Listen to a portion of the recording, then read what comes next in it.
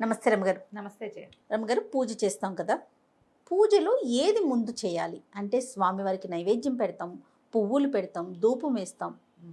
వీటిలో అసలు ఫస్ట్ దేంతో మొదలు పెట్టాలి? సరే, ముందే పెరగన్నం తింటావా నువ్వు? ఏం తింటావు? లాస్ట్కి తింటాం. ముందే ఏం చేయాలి?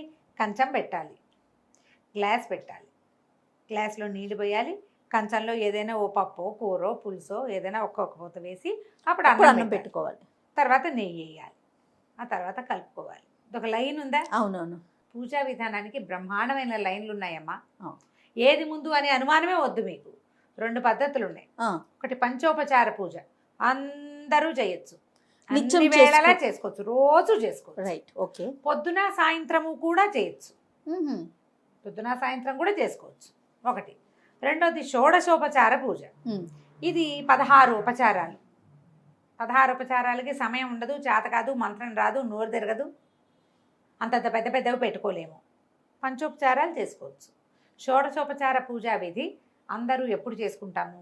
వ్రతాలు, నోములు, పెద్ద పెద్ద పూజలు ఉన్నప్పుడు షోడశోపచారాలు చేస్తారు.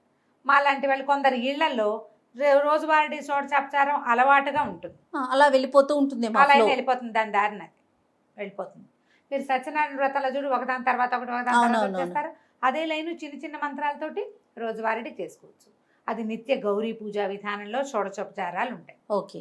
లక్ష్మీ పూజా విధానంలో శుక్రవారం లక్ష్మీ పూజలో ఉంటుంది. అలా కాకుండా ఎవరిళ్లలో వాళ్ళకి దేవతార్చన ఏదో ఉంటుంది, శివ పంచాయతనమో, దేవి పంచాయతనమో, విష్ణు పంచాయతనమో, ఏదో ఒక పంచాయతనం ఉంటే ఆ పంచాయతన విధానం ప్రకారం, లేకపోతే వైష్ణవులు కోయిలాళ్వారు ఉంది వాళ్ళ ఇంట్లో, కోయిలాళ్వారు ఉంటే కోయిలాళ్వారు పూజా విధానం, ఆయన ఉపచారాలు వేరు, కోయిలాళ్వారు ఉపచారం వేరు. వాళ్ళు కౌసల్య సుప్రజా రామ దగ్గర నుంచి చెప్తారు. పొద్దున్న కవాటం తలుపు తీయటం, దాన్ని ఏమంటారు, మన సుప్రభాత సేవ దగ్గర నుంచి మొదలు పెడతారు కోయిలాళ్వార్లు. మిగిలిన వాళ్ళందరూ కూడా ఈ షోడశోపచారాన్ని హాయిగా చేసుకోవచ్చు. ఓకే.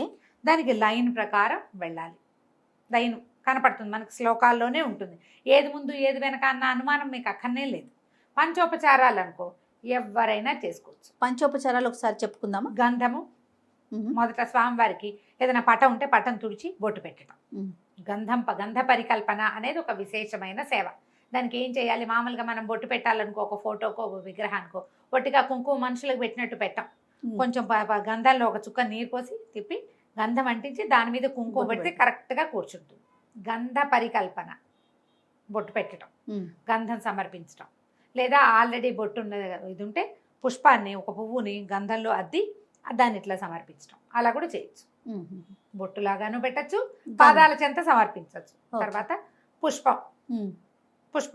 పువ్వులతో అలంకారం చేయటం. ధూపము, దీపము. ధూపం వేయటం ముందు అగరత్తలపై వెలిగించాలా, ముందు దీపం వెలిగించాలా అనేది ఒక పెద్ద ప్రశ్నగా ఉంటుంది. ధూప దీపాలు. ఓకే. అగరత్తులు దీపం వెలిగిస్తాము, దీపం వెలిగించుకొని ఆ దీపంతో అగరత్తులు వెలిగిస్తారు. అగరబత్తులు ధూపం చూపించాక అప్పుడు దీపం సమర్పయామి అంట. ధూప దీపాలు. తర్వాత నైవేద్యం. నీ దగ్గర ఏ పండు ఉంటే పండు, బెల్లం ముక్క ఉంటే బెల్లం ముక్క, పంచదార ఉంటే పంచదార, పటిక బెల్లం ఉంటే పటిక బెల్లం. ఇంకేదైనా విశేషంగా చేసావు అది. పాలు. పొద్దున్నే మనం పాలు కాచుకుంటాం కదా, పాలు కాయగానే నువ్వు స్నానం చేయకపోయినా పర్వాలేదమ్మా, స్నానం చేయకుండా ఎలా పెడతాము లాంటి అనుమానాలు పెట్టుకోబోకండి. సూక్ష్మంలో మోక్షం. అసలు భగవంతుడికంటూ ఒక క్రియ విధిగా నియమంగా చేయండి చాలు. పాలు కాసేటప్పుడు పొద్దున్నే స్టవ్ మీద పాలు కాచుకుంటాం. దీనికి విధానాలు, మనం ఎట్లాంటి అలవాట్లు ఉండాలి మనకి? రాత్రి అంట్లు గిన్నెలన్నీ సింకులోనో పెరట్లోనో పడేసుకోవాలి. స్టవ్ గట్టు శుభ్రంగా తుడిచేసుకోవాలి, స్టవ్ కడిగేసుకోవాలి. పొద్దున్న లేవగానే పళ్ళుతోకొచ్చి స్టవ్ మీద పాలు పెడతావు. పాలు పెట్టావు, స్నానం చేసి పెడతావో చేయకుండా పెడతావో నీ చేత వచ్చినట్టు పెట్టుకో. ఒక దేవుడి కోసం ఒక గిన్నో గ్లాసో రోజువారీ మనం ఎంగిల్ చేసేది, రోజు మనం టీ తాగేది కాకుండా దేవుడికని ప్రత్యేకంగా ఒక కప్పు పెట్టు. దానికి ఒక నిర్ణీత స్థానం ఒకటి పెట్టుకో గట్టు మీద. ఇక దాన్ని ముట్టుకోవు, కదపవు. నువ్వు స్నానం చేసేదాకా దాన్ని ముట్టుకునే పని లేదు. రాత్రి తోము అక్కడ పెట్టు, లేదా పొద్దున్న లేవగానే తోమి శుభ్రంగా తుడిచేసి తడి లేకుండా అక్కడ పెట్టు. ఈ వేడివేడి పాలు పొంగినాయిగా, పొంగిన పాలని ఎత్తా గిన్నెలో పోయి, ఈ మిగిలిన పాలు నీ దారిని వాడుకో. తొలి పాలు తీసి పక్క పెట్టావు దేవుడికి. నువ్వు ఈ నియమం అలవరుచుకోండి దేవుడి కోసం. మీరు వాడేసుకున్న దాంట్లో నుంచి పాలు పెట్టద్దు. మీ శ్రద్ధ, దీన్ని ఏమంటాం మనం, ఎందుకు పెట్టకూడదు, అది ఎంగిలా అని నువ్వు ప్రశ్నించకూడదు. శ్రద్ధ, నీ శ్రద్ధ నువ్వు చూపించవలసింది అది. నీ కోసం తెల్లవారి నిద్ర లేవగానే 9ంటికి చేసే పూజ కోసం 6ంటికి నిద్ర లేచిన వాడు కూడా 9 పూజకి నైవేద్యానికి పాలు కావాలి అని ఓహొంది చూసావా?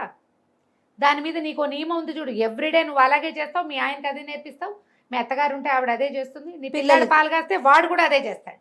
నువ్వు ఎన్ని తరాలని సెట్ చేసావు? ఎన్ని తరాల శ్రద్ధని భగవంతుని ఎందుకు సమర్పించావు? అది ఇంపార్టెంట్. పక్కన పెట్టు. ఎంత చక్కగా ఉందో రమ్మగారు ఆలోచన విధానం, చేస్తే సరిపోతుంది. చాలా బాగుందండి. ఇదే ఇప్పుడు నీకు అదేదో చేయాలనుకోవద్దమ్మా. నేను ప్రతిసారి చెప్తా, నువ్వు బ్రహ్మాండం పగలగొట్టి వజ్రాలు తీసుకొచ్చి పోసినా భగవంతుడు అదే చూస్తాడు, నీ యందు శ్రద్ధ ఉందా లేదా అని. నువ్వు చిన్న చింతగింజ దొరికింది తీసుకొచ్చి నీకోసం తెచ్చా అని చూపించావనుకో, నీ శ్రద్ధే కావాలి. నువ్వు మణులు మాణిక్యాలు ఏం పెట్టావు, నువ్వు ఇంత నైవేద్యం ఉండేవా, అది అసలు ఆలోచనే లేదు, అది కరెక్ట్ కాదు.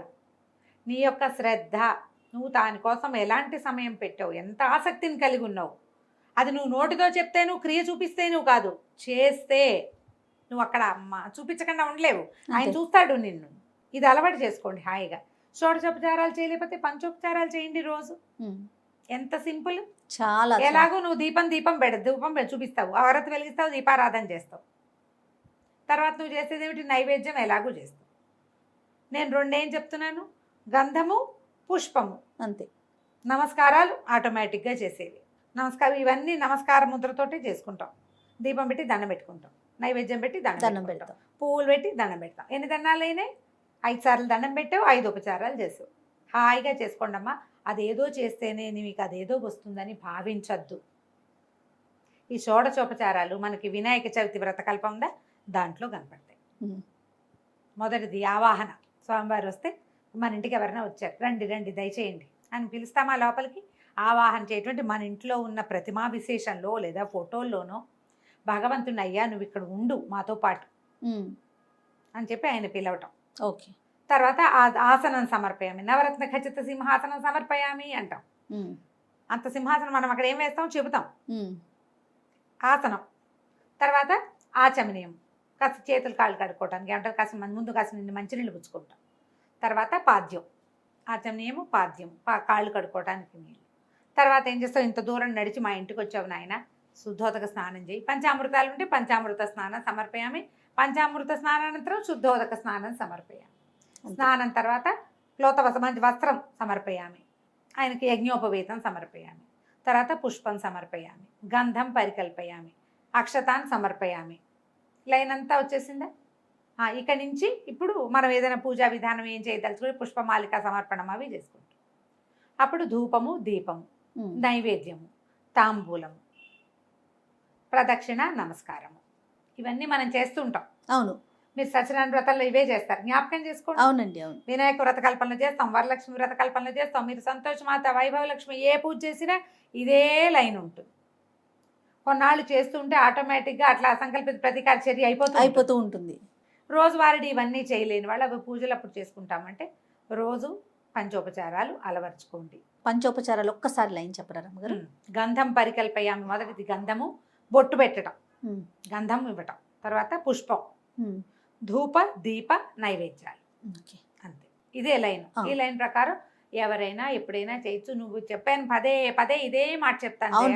నేను ఇప్పుడు ఒక్కో రోజు గంటన్నర కూర్చుంటాను జయ.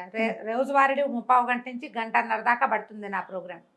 ఇక్కడికి వచ్చే రోజున నేను 20 నిమిషాల్లో ముగించేస్తాను. తప్పదు మరి, ఇక్కడ ఇవాళకి ఇదే చేస్తున్నా. కబకబా అన్ని స్తోత్రాలు చదవను, ఉపచారాలు ముగించి దండం పెట్టేసుకుంటా. బోల్డన్ స్తోత్రాలు ఆయనకి ఈయనకి జగన్నాథ అష్టకాలు అవన్నీ చదవను, వచ్చేస్తా.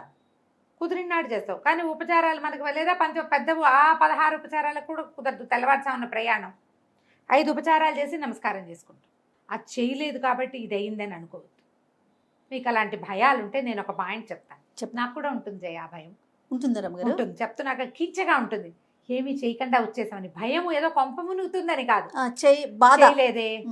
ఇప్పుడు మనం పిల్లల కోసం గబగబా ఏదో చేసి పరిగెత్తుకుంటూ వెళ్ళిపోతాం జయ. ఒట్టిగా అన్నం పప్పు ఉండే పిచ్చి ఏదో ఏం సరిపోయిందో అనిపించదా నీకు? 100% భయమా? అది అదొక ఆలోచన రమ్మగారు. కించ, అయ్యో సరిగ్గా చేయలేకపోయామే అని. నాకు ఈ పూజా విషయంలో నాకు ఆ కించగా ఉంటుంది. నేను ఇంటి దగ్గర మొదలుపెట్టి మొత్తం స్తోత్రాలు చదువుకుంటాను వచ్చేదాకా. ఎక్కడికి వెళ్ళినా సరే పొద్దున పూట మా వాళ్ళు రేడియో ఆన్ చేస్తారు, రేడియోతో పాటు నేను కూడా మోగుతూ ఉంటాను. ఆ దారి నేను చదివేసుకుంటాను. రామాయణం చదివేది ఉన్నా కూడా చదివేసుకుంటా, ఆ కించ పోగొట్టుకోవటానికి. మనకు అలవాటు ఉంటే అంతే. కించపడకండి, కొంతైనా చేయండి. అసలు మొత్తానికి మానేయకుండా ఏదో ఒకటి నేను చెప్పాను 3ంటికి లేచి ప్రయాణం ఎయిర్పోర్ట్కి పరిగెత్తినా నేను దీపం పెట్టకుండా వెళ్ళను. అలవాటు. ఇక్కడి నుంచి ఎయిర్పోర్ట్కి వెళ్ళే లోపల మొత్తం కంప్లీట్ చేసుకుంటారు. ఆయనకి అప్పచెప్పేసేయాలి. ఇది అలవర్చుకోండి, హాయిగా ఉంటారు. అన్నింటికి శ్రద్ధ ముఖ్యం. ముఖ్యం అంతే. నమస్తే రమగారు. నమస్తే.